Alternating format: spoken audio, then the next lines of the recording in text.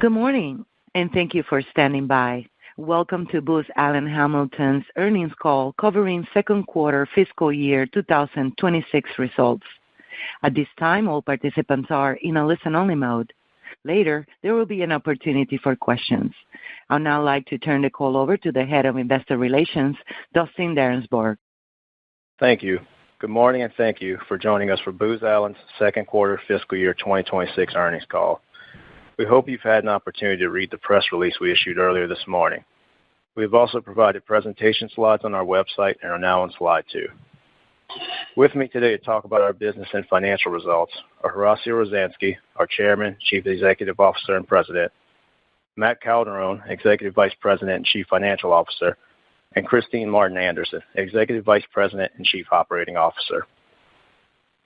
As shown in the disclaimer on slide 3, please note that we may make forward-looking statements on today's call, which involve known and unknown risks, uncertainties, and other factors that may cause our actual results to differ materially from forecasted results discussed in our SEC filings and on this call.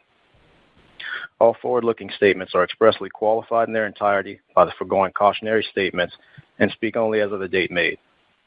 Except as required by law, we undertake no obligation to update or revise publicly any forward-looking statements. During today's call, we will also discuss some non-GAAP financial measures and other metrics, which we believe provide useful information for investors. We include an explanation of adjustments and other reconciliations of our non-GAAP measures to the most comparable GAAP measures in our second quarter fiscal year 2026 earnings release and slides. Numbers presented may be rounded and as such may vary slightly from those in our public disclosure.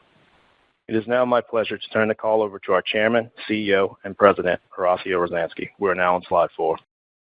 Thank you, Dustin. Welcome, everyone, and thank you for joining today's call.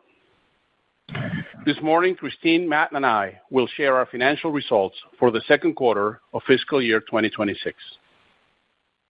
The headline for our call today is that the re-acceleration of our business will take longer than we expected when we spoke last quarter. As a result, we are lowering top and bottom line guidance for the year.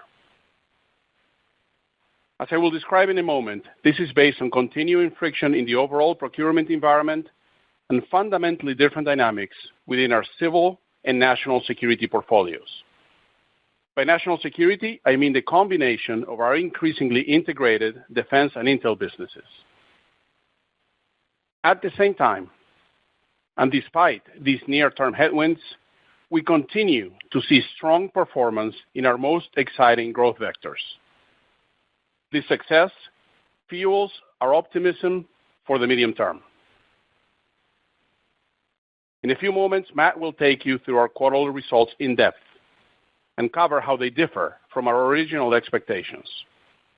Before that, I would like to describe the market and how it impacts our business differentially, where we see growth coming from in the near and medium term, and the actions we are taking to compete and win in the current environment and to set us up for long-term strategic and financial success. Beginning with the market. This is the most bifurcated environment I have seen in my decades with Booz Allen. Our civil and national security portfolios are experiencing completely different dynamics, and we believe both face different prospects over the coming quarters. Our civil business is operating in the most challenging market in a generation. Over the past 9 months, the pace of change in civil agencies' focus and funding has moved at extraordinary speed. As we shared in May, this resulted in run rate cuts in some of our large technology contracts. Since then, the business base has stabilized, and we have seen some growth in pockets. However, the procurement environment and our near-term pipeline in civil have not recovered. Our second quarter is typically the most active as it coincides with the end of the government's fiscal year. This year, we saw no major procurement actions, nor plus-ups or cuts on any existing contracts. And we also did not see nearly the typical pace of tactical selling. Given this environment, we expect our return to growth in civil to be delayed by several quarters. When exactly that happens will depend on how funding and contract activity evolve. For our part, across all levels of government, we're discussing potential opportunities that align to the administration's highest priorities, from critical minerals to border security. These are excellent and very promising conversations. There are also several large RFPs in our growing medium-term business pipeline, including new work and recompetes. Looking ahead, our focus in the civil business is to maximize our AI capabilities and commercial technology partnerships to revolutionize delivery and reignite growth. The dynamics across our defense and intelligence markets, broadly speaking, our national security portfolio, are fundamentally different from civil and are much stronger. There remains some friction in the funding process, characterized by shorter funding increments and slower ramp-ups in new contract wins. Despite this friction, the pace of awards in our national security portfolio has been encouraging. Of our $7.2 billion of gross bookings in the quarter, about 90% were in national security. This includes the almost $1.2 billion Shadow Raptor task order, where Booz Allen will help the Air Force Research Laboratory to increase warfighting lethality through adoption of advanced technologies. We also won 3 other notable awards valued at over $800 million each, including a competitive takeaway win with the United States Army National Guard, Intelligence and Security Directorate, and 2 wins at the Defense Intelligence Agency, where we will modernize military intelligence and deliver new AI/ML capabilities in global no-fail missions. Booz Allen continues to win in national security because we bring our unparalleled technology and our depth of mission expertise to the fight. Looking more broadly across our national security work, our leading positions in cyber, AI, and warfighting tech are highly relevant to the Trump administration's technology and mission priorities. Our cyber business is increasingly differentiated. Our Thunderdome product is becoming the standard for zero trust. It met all the government's milestones 2 years ahead of schedule. And just last month, it won the 2025 Cybersecurity Breakthrough Award. We also continue to be the largest provider of AI to the federal government, as Deltek recently reaffirmed. And as cyber, AI, and new hardware and software stacks converge, we are building the tech that makes Booz Allen unbeatable at the edge. Some of you actually had the opportunity to see our edge technology at AUSA and our recent investor event.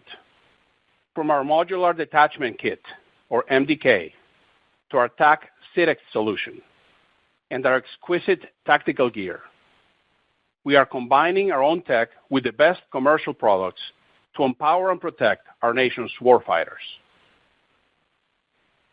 As we look at this year and beyond, we continue to see top-line growth in our national security portfolio and the potential for expanded margins as the transition to fixed price and outcome-based products and solutions takes hold. Now, reaggregating our portfolio and looking across the entire company, we did not see the normalization of the procurement and funding environment that we originally assumed. I am disappointed in our results this quarter and that we are lowering guidance across all key metrics. Simply put, the strength in our national security portfolio cannot offset the current year decline in our civil business. This has led us to reassess our market assumptions and to take bold and significant action immediately. We are well prepared to operate in a highly fluid and dynamic environment for the foreseeable future. There are significant opportunities ahead. For example, in the funding of priorities from the One Big Beautiful Bill, the prioritization of AI adoption across all aspects of the federal government, and the increased pace of converting contracts towards outcome-based. But there are also headwinds, like the government shutdown, the decrease in the acquisition workforce, and the continued reevaluation of civil agency priorities. Booz Allen's goal is to remain focused and nimble in this environment so we can accelerate into the more clear and proven growth vectors in our portfolio, areas where we have clear technology and mission leadership. And to do so, our strategy is threefold. First, we are reducing costs by accelerating the use of AI in our internal operations and simplifying our operating model. We're also making the difficult decision to reduce layers and numbers in our senior ranks. These actions will allow us to continue to invest in our priority growth areas and accelerate decision-making. Matt will describe the impact and timing of this program shortly. Second, we are focusing our investments by doubling down on our strengths. This means flowing investment and talent to a few key areas where we are currently experiencing strong growth and that we believe can be accelerated further.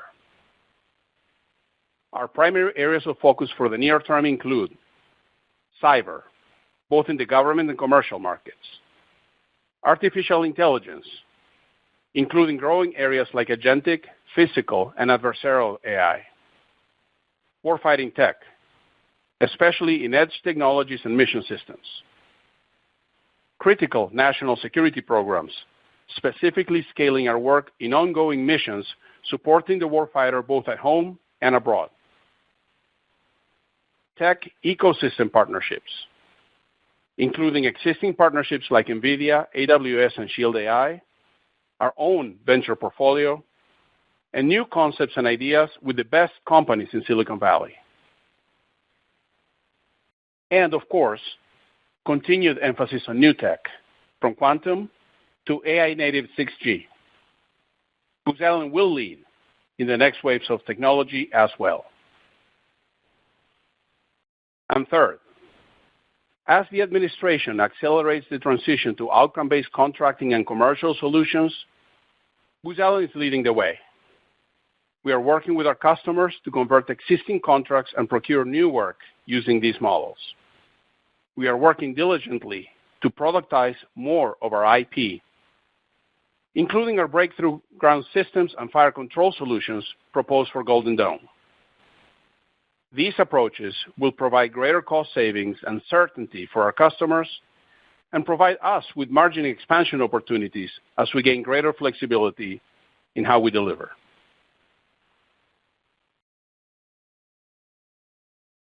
I believe that these steps, taken in combination, will expand our market leadership in key areas, accelerate the implementation of VoLT, and importantly, strengthen our financial performance. In short, we are making bold moves in the areas we can control. Every period of adversity has made us stronger, and this one is no exception. We are transforming ourselves at breakneck speed, and I am deeply committed to ensuring Booz Allen is an essential player in driving America's technological superiority. Thus, I remain very optimistic about the future of our company. And with that, Matt, over to you. Good morning, and thank you for joining us today. As Horacio noted, our business performance remains bifurcated. Our second quarter performance and revised guidance for the full fiscal year reflect this dynamic. In large portions of our business, we have real momentum, and we have a number of reasons for optimism about our medium-term financial performance.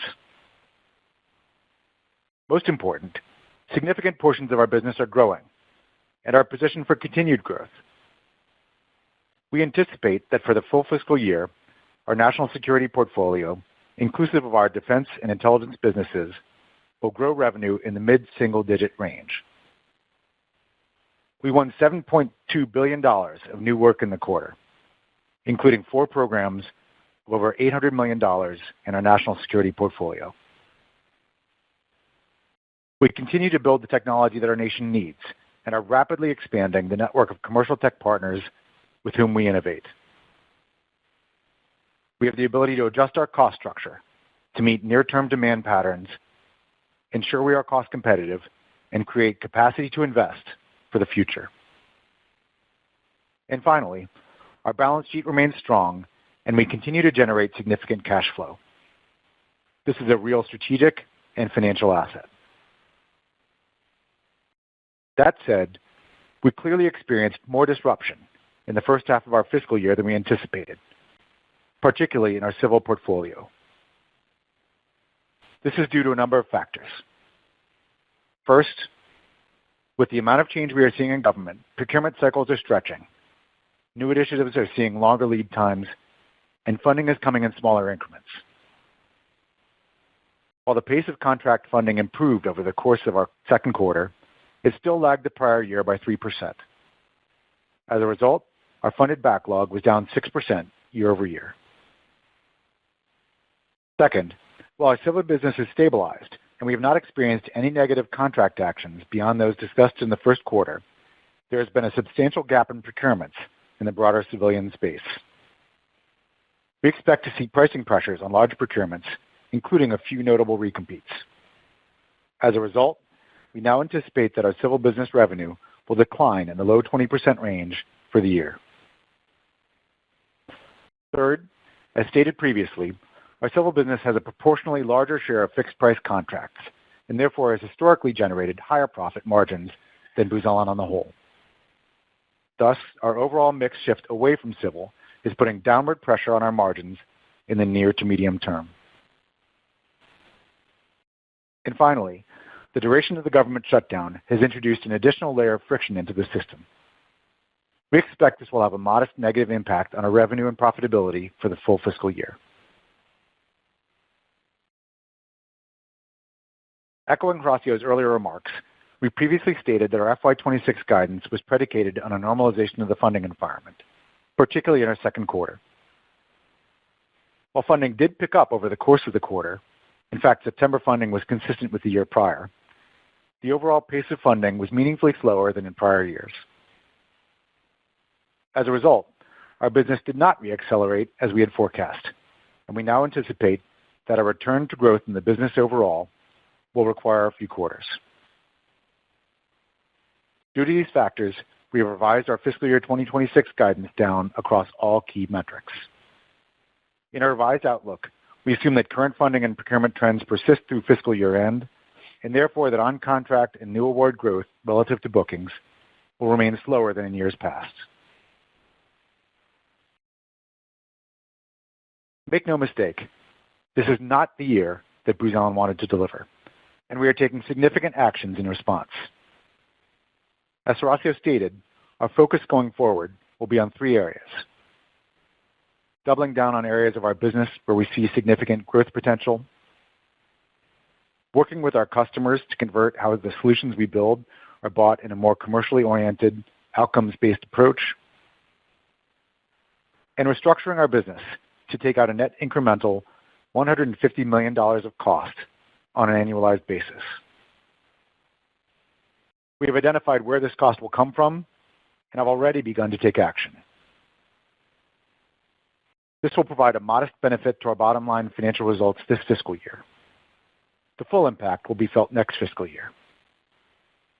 We expect that these actions will support our margins returning closer to historical levels in fiscal year 2027, while having a modestly negative impact to revenue on our cost-plus contracts. Critically, these actions will also create room for continued investment in core technology and talent, allow us to be more competitive, and increase our speed and agility to match the pace of the market. These are meaningful actions and are taking real effort. Some have long been in the works, some are painful, but necessary in a time of rapid change. Collectively, they support our VoLT strategy and our long-term vision for Booz Allen. And ultimately, they will position Booz Allen for an exciting new wave of growth and to deliver superior value for our shareholders. With that context, let's take a deeper dive into our second quarter results. For the quarter, gross revenue was $2.9 billion, an 8% decline over the prior year period, and roughly a 9% decline on a revenue ex billable basis. Adjusting for the one-time reduction to our provision for claimed costs in the second quarter last year, gross revenue was down about 5% year over year. Inside of these overall numbers, our market performance was not uniform. Our national security portfolio of defense and intelligence programs continues to grow. For the quarter, this portfolio was up 5% year over year, exclusive of the discrete items from the prior fiscal year. And we anticipate this portfolio will grow in mid-single-digit range for the full fiscal year.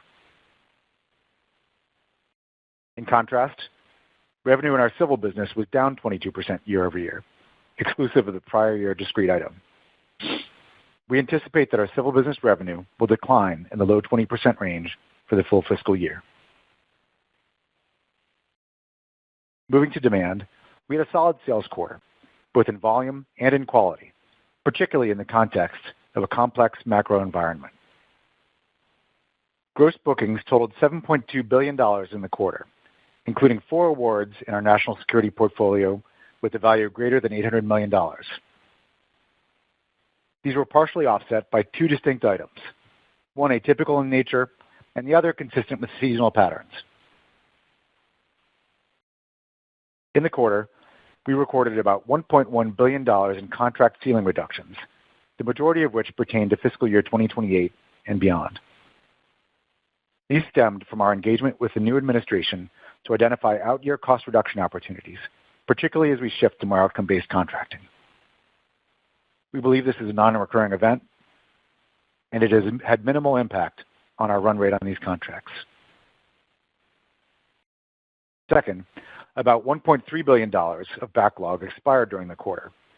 This reflects the routine expiration of contract ceilings and is in line with historic Q2 levels. As a result, our net bookings for the second quarter were $4.8 billion. This translated to a quarterly book-to-bill ratio of 1.7 times and a trailing 12-month book-to-bill of 1.1 times.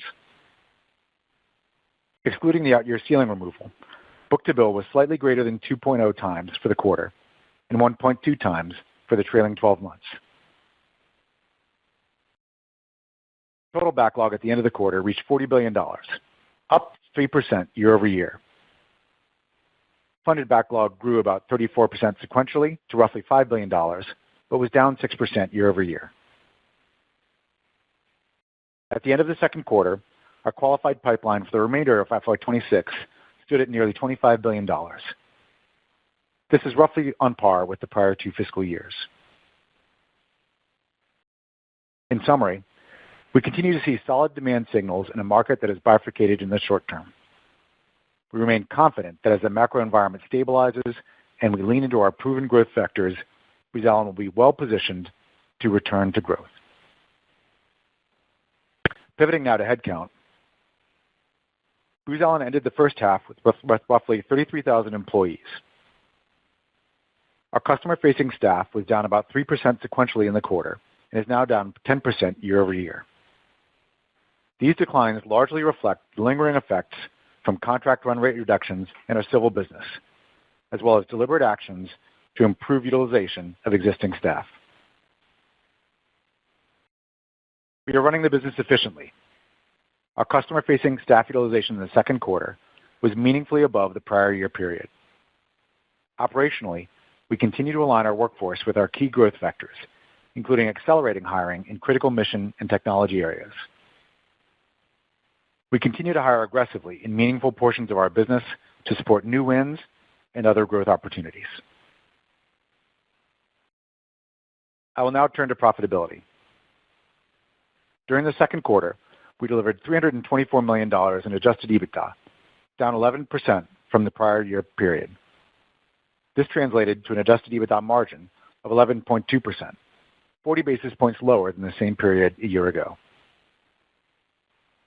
Through the first half of the fiscal year, our adjusted EBITDA margin was 10.9%. We expect margins to decline in the second half of the year due to 3 factors: the timing of contract write-ups and award fees, seasonal spending patterns, and continued mix shift away from civil. This will be offset to some degree by the part-year impact of our cost restructuring actions, as well as our shift to outcome-based sales. Moving down the P&L, second quarter net income was $175 million, down 55% year-over-year. Adjusted net income was $183 million, down 21% versus the prior year. Diluted earnings per share was down 53% year-over-year to $1.42 per share, and adjusted diluted earnings per share decreased 18% year-over-year to $1.49 per share. The year-over-year declines in diluted earnings per share and ADEPS were driven by four factors: lower overall profitability, both an unrealized investment gain and tax planning initiatives that benefited the prior year quarter, and higher interest expense. These were partially offset by a reduction in share count compared to the prior year period. Transitioning now to the balance sheet. Our balance sheet remains strong and allows us to be proactive and opportunistic in how we allocate capital to create shareholder value. We ended the second quarter with $816 million of cash on hand, net debt of $3.1 billion, and a net leverage ratio of 2.5 times adjusted EBITDA for the trailing 12 months. Free cash flow for the quarter was $395 million, the result of $421 million of cash from operations, plus $26 million of CapEx. Turning to capital deployment. In the quarter, we deployed a total of $279 million to generate value for shareholders. This included $208 million in share purchases at an average price of $107.15 per share. We repurchased nearly 2% of outstanding shares in the quarter. $68 million in quarterly dividends, and $3 million in strategic investments made through Booz Ventures. Today, we are pleased to announce that our board of directors has approved a quarterly dividend of 55 cents per share, which will be payable on December 2nd to stockholders of record as of November 14th. Our board has also approved an increase of $500 million to our share repurchase authorization, bringing our available capacity to approximately $880 million as of September 30th.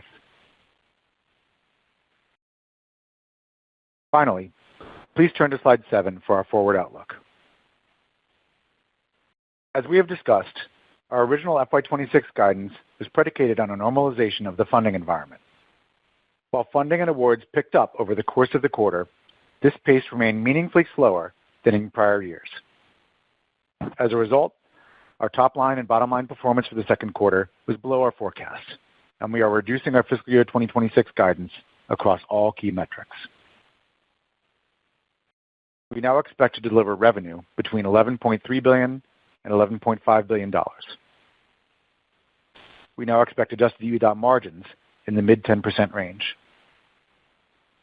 This translates to an adjusted EBITDA dollar range of between $1.19 billion and $1.22 billion. We now expect ADEPS of between $5.45 and $5.65 per share. Lastly, we expect free cash flow to be between $850 million and $950 million. As we forecast our growth cadence for the second half, we now assume that current funding trends will persist through fiscal year end, and therefore that on-contract and new award growth relative to bookings will remain slower than in years past.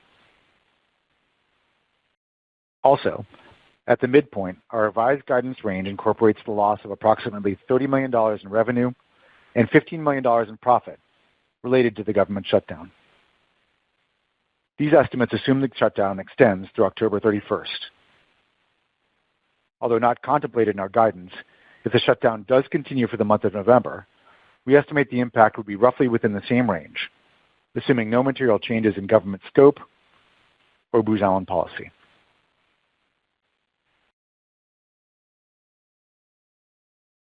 So to sum up, our market remains bifurcated, and funding levels have not normalized as we had hoped. We are disappointed in our results this quarter, and that we are lowering guidance across the board. We are winning significant new programs, particularly in our national security portfolio, where we are pleased with our growth trajectory. We are taking significant actions immediately to adjust our cost structure and prepare us to re-accelerate growth and profitability.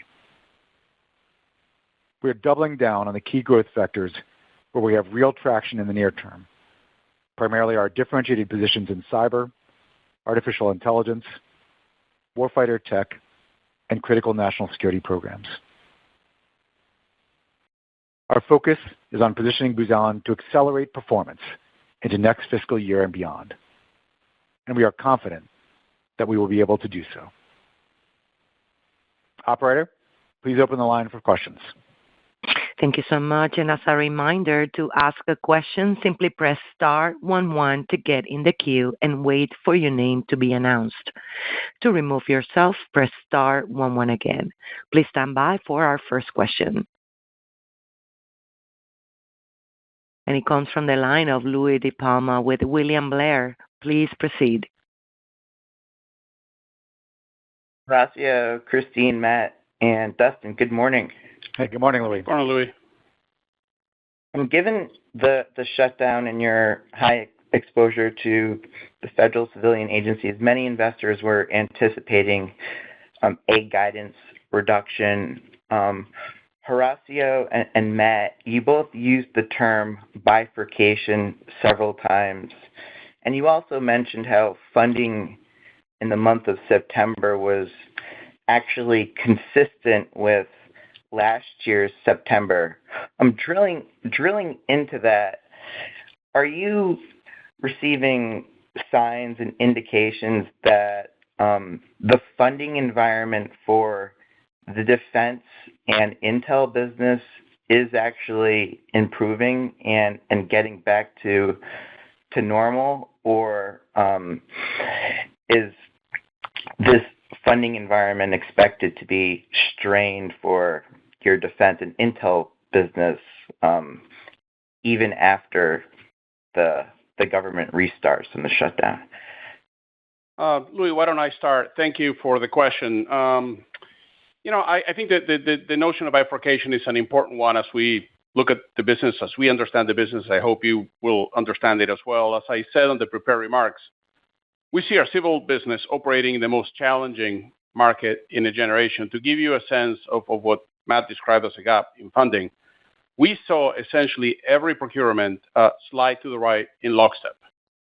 And that's not something I had ever seen before. And as we look forward, we're not trying to predict the future as much as, react and anticipate what's right in front of us. And so that's how we're thinking about it. By contrast, in our national security business, it's a much stronger environment. There's still friction, though. The government shutdown certainly backs things up.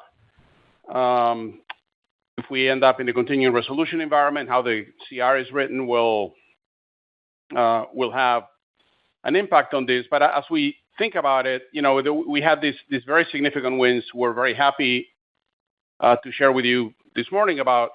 We are not anticipating, a very fast ramp up on those wins. We're anticipating the ramp up on those, in fact, to be below historical levels. They will ramp up, but simply more slowly. And I think that's everything that we are talking to you about this morning is predicated on the notion that that this friction is going to continue, not impede our growth, but continue.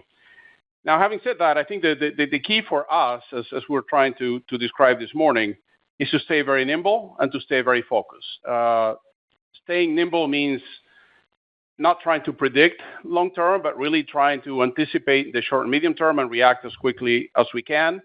Part of the cost actions that Matt described to you are a part of that in both to secure our financials and give us more capacity to both invest and react to pricing more nimbly, but also to streamline our operating model so we can make decisions faster and move faster. And the second part is to be very focused. I am personally very excited about what I'm seeing in our cyber business, both in government and commercial. Our AI capabilities are in greater and greater demand. I think you saw, and hopefully were impressed by the warfighting tech day that we hosted last week, which is really becoming a crown jewel in our portfolio. Some of these critical national security contracts where we support such important missions and do such great work there. And then the partnerships with the tech ecosystem, which are really both giving us access to new opportunities that are more commercially focused and enhancing our go-to-market and our capabilities because we can move faster when we build on top of their tech. So when we take it all, obviously we're not pleased with the results or the near-term guidance lowering, but that's how we see the environment. Thanks. And for the rest of the year, for the civilian guidance of, I think, negative 21%, what is assumed there in terms of the government shutdown and further cuts to existing programs? Are you assuming that other programs are throttled, or what is baked in the assumptions? Because investors they want to know whether there's going to be another cut to the federal civilian business, and if this is going to be in a perpetual cycle. So what gives you confidence that this is the last guidance reduction for the federal civilian business? Yeah, I'll start, and then Kristine may want to provide some color as to what's happening in the civil business. As we said in the prepared remarks, we didn't actually see any actions, positive or negative, in civil last quarter. So we didn't see any additional cuts. We also didn't see any plus-ups or new awards or new procurements and what have you. So if you look at our civil portfolio, outside of a number of large programs that we've talked about, that portfolio is going to be essentially flat, both at the top and the bottom for the year. Again, which just sort of indicates sort of the state of where we are in many of those agencies. But those large programs matter, and that's why we're guiding down to the low 20% range at the top. So we aren't anticipating any further cuts. We are anticipating a very competitive procurement environment with some pricing pressure, particularly on the large program side. We also are having great conversations with folks in the administration about some of our key priorities. So, we've used the word stabilized in civil, and that's what it feels like, but stabilized after a fairly significant run rate on our pretty large programs in an environment where things just aren't moving very quickly. But Kristine, I'm sure you want to chime in there. Yeah, thanks, Matt. Yes, the business is stable, as Matt said. The environment itself, still continues to be very slow, with very few new large bids and not much ramp up in funding. But I think that reflects, the administration's rethinking how they want to prosecute some of those missions. And the work that we do in civil is impressive technically, and it is aligned to the administrative priorities. For example, we have one of the largest agentic AI software implementations in the world, and it's in civil. And we're leading in agentic AI, and we do expect work to grow there again. And we are having lots of productive conversations with the administration leaders on some new approaches to the core missions, where we're bringing commercial solutions and combining it with our IP and IC. They're outcome-based commercial offerings that we're talking through. But again, it's just hard to predict exactly when those will launch. And so, as Matt said, we're just assuming the status where we are now continues through the rest of the year. But we do see growth over the medium term. Thanks, Kristine. So was there stabilization in the civil business in the September quarter relative to the June quarter? I would say yes. Yes, it's been pretty steady since the reductions that we had, a while back in the year. Yep. Yes, but stable. It means we didn't. Again, yes. There were no new decrements, but we also didn't see some of the on-contract growth in plus-ups and typical velocity of tactical selling in Q2 that we'd anticipated. Yeah, Louis, when we talk about bifurcation, another way to think about it is if, there's upside and downside across all of our business, there always is. I would say, if as we sit here right now, maybe a little more downside potential in the civil business, a little more upside potential in the national security business. But as I said before, the things change very quickly, and we could what we're trying to do is, like I said, is flow resources, flow investment to where we see the opportunities, and not be married to a particular outlook, but rather just ensure that when there is an opportunity to grow, we double down on it. Makes sense. Thanks, everyone. Thank you. Thank you. Our next question comes from the line of Sheila Kahyaoglu with Jefferies. Please proceed. Good morning, guys, and thank you for the time. Maybe two questions. The first one, a bit shorter term and bigger picture for this next one. So first, I think you guys have previously talked about the civil portfolio being 13% margins or so, which implies defense and intel is in the 8 to 10% range. Is that still the right way to think about the profitability profile of the customers? Yeah, that's in range, Sheila. We never quantified it that way, but we've talked about how civil has a significantly higher proportion of fixed price contracts. So that's roughly in range. Okay, got it. And then maybe a bigger picture question, Horacio, for you. How do we think about the business model for Booz longer term, just given pendulums clearly shift, and maybe 3 years from now it'll shift back where we're scrubbing our models for national security exposure and saying civil will grow again double digits. So how do you think about aligning the sales force and the workforce and your management team as you restructure the business a bit? One of the hallmarks of our operating model is the notion that we operate in a single P&L, and that gives us the ability to respond to the market across, any arbitrary lines really fast. We always have. We every time, as you point out, an administration transitions, they refocus their priorities. As I said before, this is perhaps one of the most significant or the most significant refocusing that I've seen. But we're going to continue to make sure that we are taking advantage of our broad footprint to go where the opportunities are.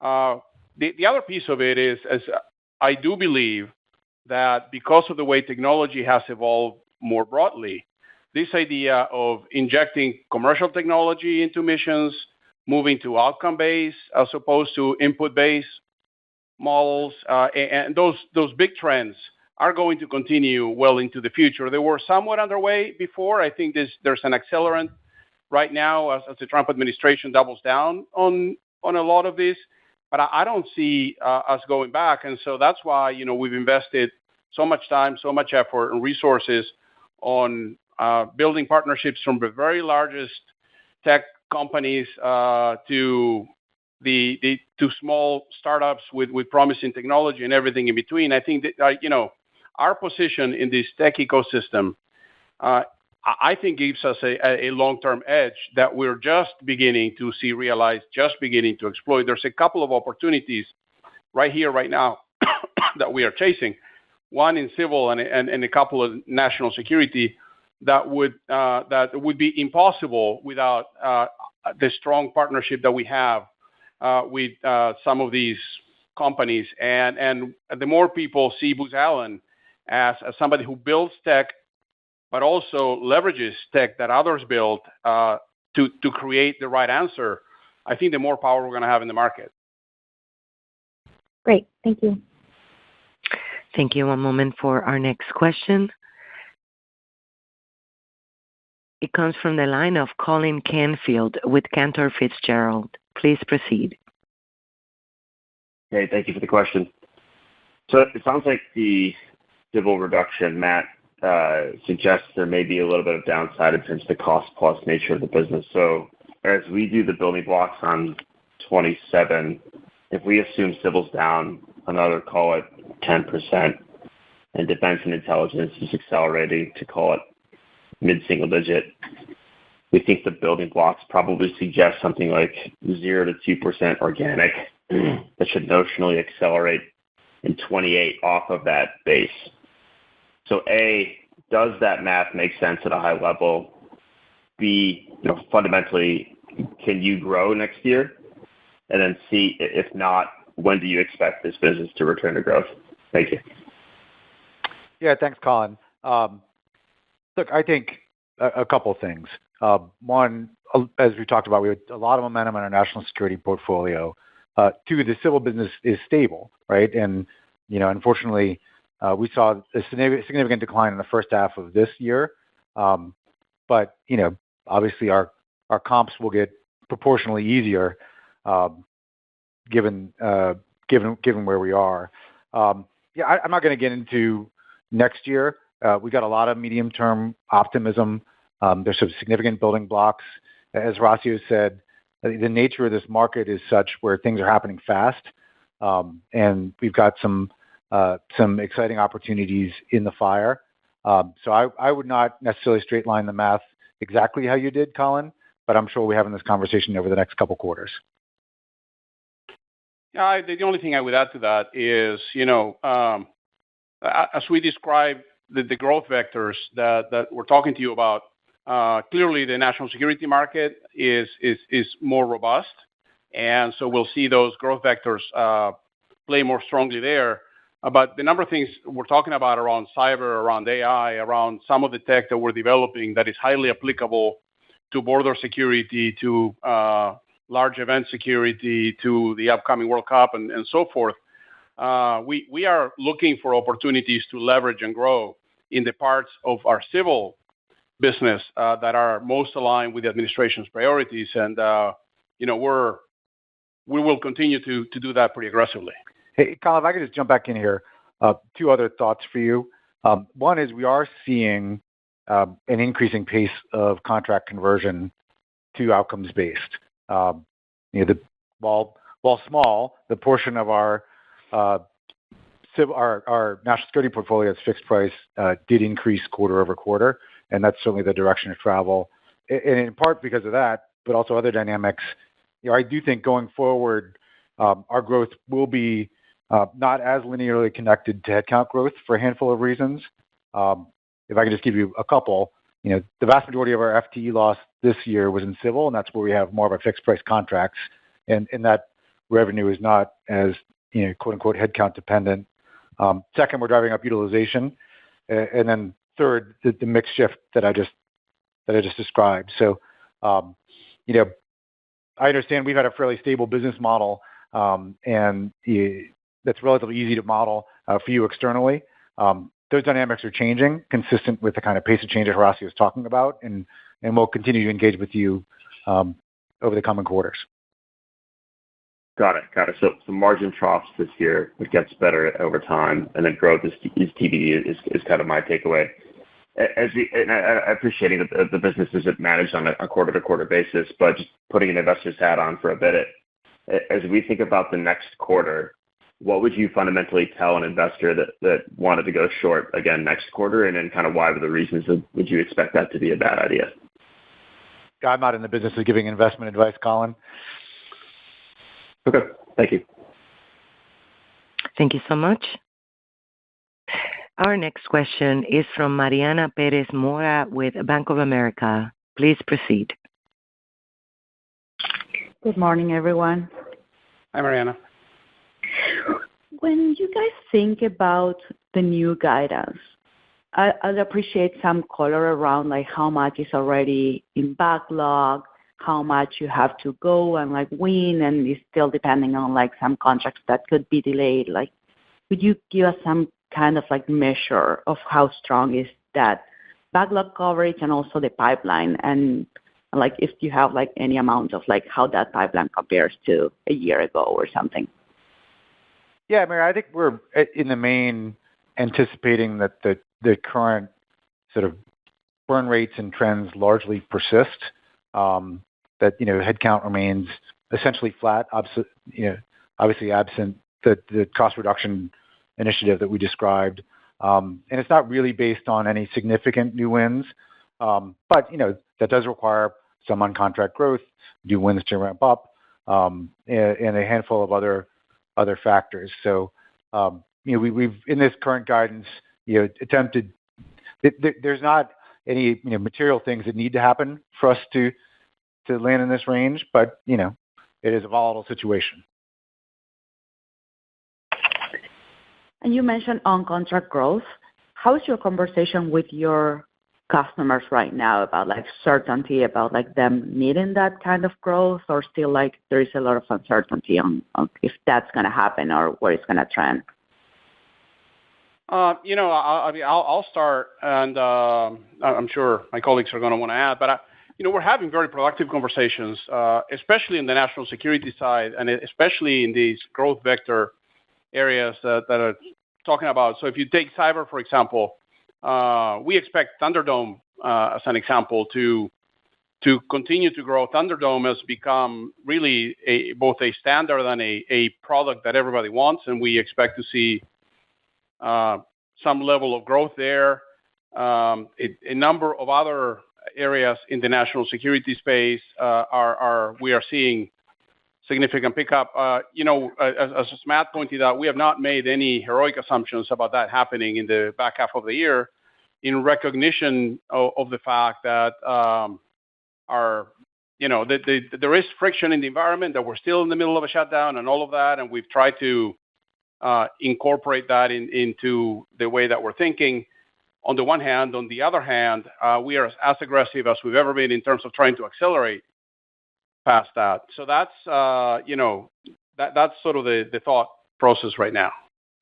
I would add that the administration really wants to push speed in some areas, so those conversations are extremely productive, and so that continues as well. So you mentioned cyber, and the expectations were for that portfolio to actually grow at speed. How large is that right now, and what do you expect for that portfolio? Again, the near term is being volatile, but in the next 2 to 3 years. I am as bullish about our cyber business as I've ever been for a couple of reasons. First of all, we do occupy a unique position in cyber in the national security space that is both well recognized internally in the government and it's a real strength of ours. Second, I always talk about convergence. If you think about what's happening in terms of AI and agentic and how it affects cyber, 3 ways just to name a couple, right? I mean, the attack surface has grown because the AI models themselves have grown and are becoming their own attack surface. Second, adversaries are using cyber much more effectively by leveraging AI into it, and therefore defense needs to move in that direction.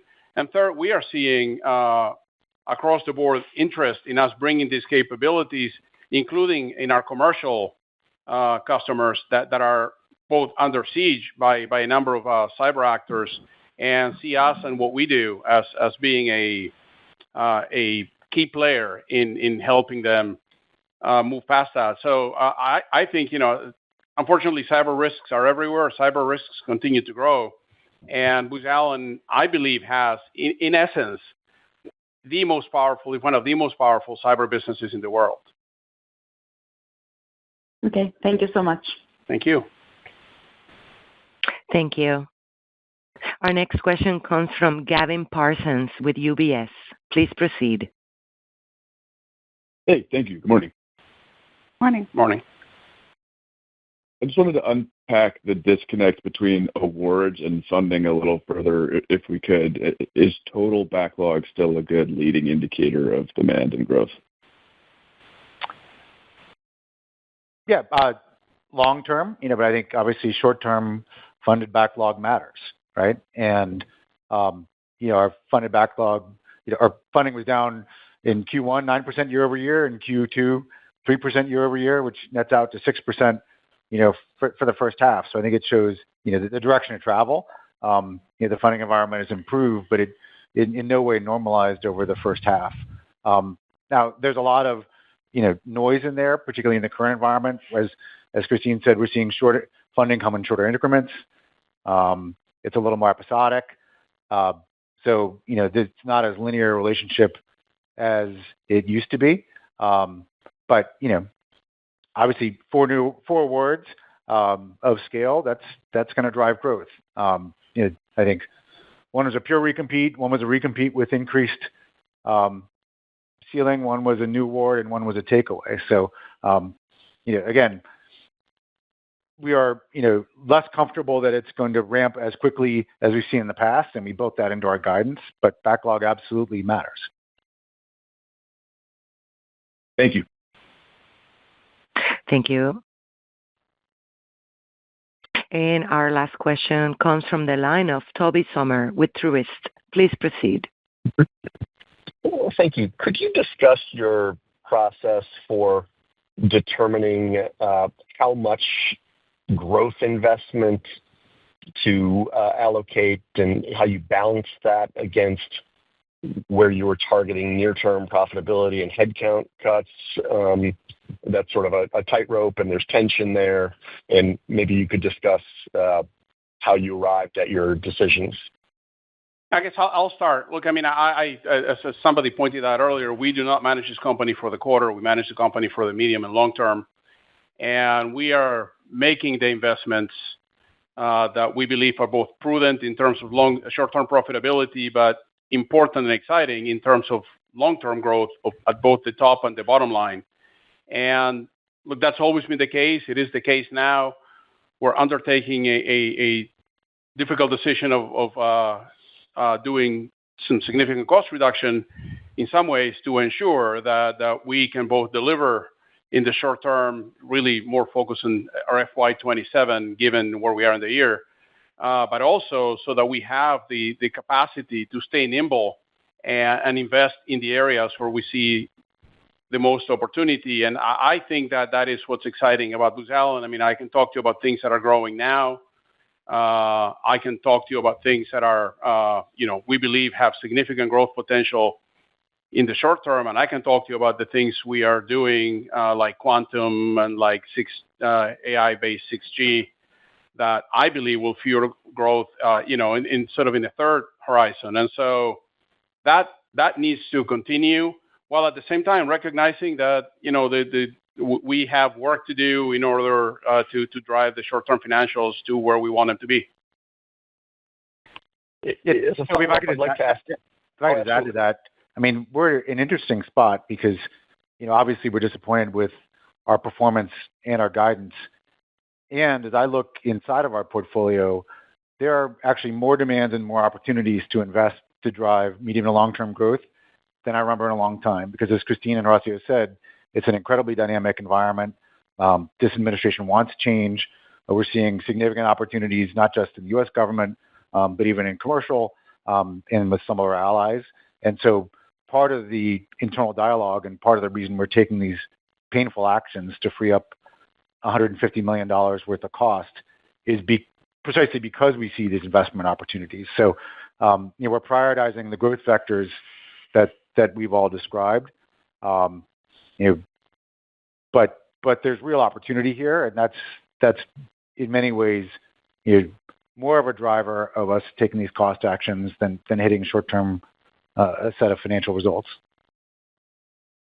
Thank you. If I could ask another question on civil, amid a once in a generation change to the top line and demand, do you assume that the margin holds? Because it's relatively unusual for significant, sort of TAM changes to not to be accompanied by margin compression. Yeah, that's a great question.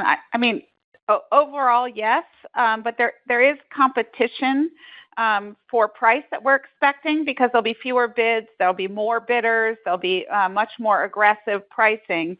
But that's at the same time that we are able to use a lot more technology to innovate how we deliver, which would still preserve margin.